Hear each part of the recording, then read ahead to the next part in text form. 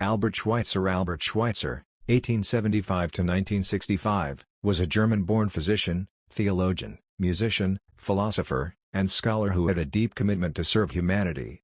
He believed that ethics is nothing other than the reverence for life, a philosophy which earned him the Nobel Peace Prize for 1952. Schweitzer's philosophy led to many years of humanitarian work such as opening hospitals in West Central Africa to care for and serve people. The purpose of human life is to serve, and to show compassion and the will to help others. Success is not the key to happiness. Happiness is the key to success. If you love what you are doing, you'll be successful. At that point in life where your talent meets the needs of the world, that is where God wants you to be. If you own something you cannot give away, then you don't own it, it owns you. At times our own light goes out and is rekindled by a spark from another person. Each of us has cause to think with deep gratitude of those who have lighted the flame within us. Happiness is nothing more than good health and bad memory. One who gains strength by overcoming obstacles possesses the only strength which can overcome adversity. Seek always to do some good, somewhere. Constant kindness can accomplish much. As the sun makes the ice melt, kindness causes misunderstanding, mistrust, and hostility to evaporate. There are only 3 ways to teach a child. The first is by example, the second is by example, the third is by example. True philosophy must start from the most immediate and comprehensive fact of consciousness, which says, I am life, which will to life, in the midst of life, which will to live. I don't know what your destiny will be, but one thing I know, the ones among you who will be really happy are those who have sought and found how to serve. The thinking person must oppose all cruel customs, no matter how deeply rooted in tradition and surrounded by a halo. When we have a choice, we must avoid bringing torment and injury into the life of another. Compassion, in which all ethics must take root, can only attain its full breadth and depth if it embraces all living creatures and does not limit itself to mankind. No one can give a definition of the soul. But we know what it feels like.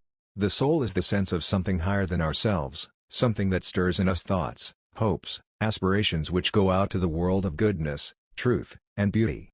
The soul is a burning desire to breathe in this world of light and never to lose it, to remain children of the light. You must not expect anything from others. It's you, of yourself, of whom you must ask a lot. Only from oneself has one the right to ask everything and anything. This way it's up to you, your own choices. What you get from others remains a present, a gift. When people have light in themselves, it will shine out from them. Then we get to know each other as we walk together in the darkness, without needing to pass our hands over each other's faces, or to intrude into each other's hearts.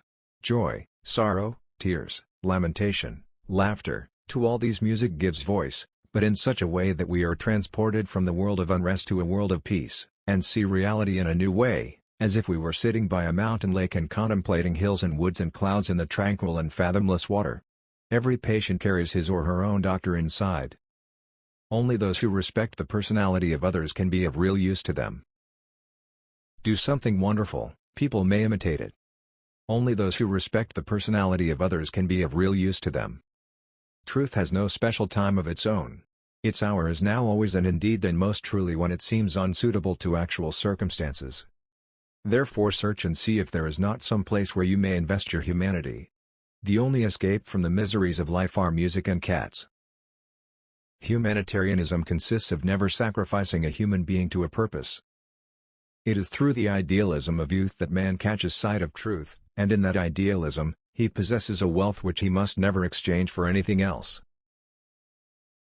It is through the idealism of youth that man catches sight of truth, and in that idealism, he possesses a wealth which he must never exchange for anything else. Do something for somebody every day for which you do not get paid. The great secret of success is to go through life as a man who never gets used up. The purpose of human life is to serve, and to show compassion, and the will to help others. Ethics is nothing else than reverence for life. My life is my argument. Just as the wave cannot exist for itself, but is ever a part of the heaving surface of the ocean, so must I never live my life for itself, but always in the experience which is going on around me. Man can no longer live for himself alone. We must realize that all life is valuable and that we are united to all life. From this knowledge comes our spiritual relationship with the universe. Life becomes harder for us when we live for others, but it also becomes richer and happier. Not one of us knows what effect his life produces, and what he gives to others, that is hidden from us and must remain so, though we are often allowed to see some little fraction of it, so that we may not lose courage.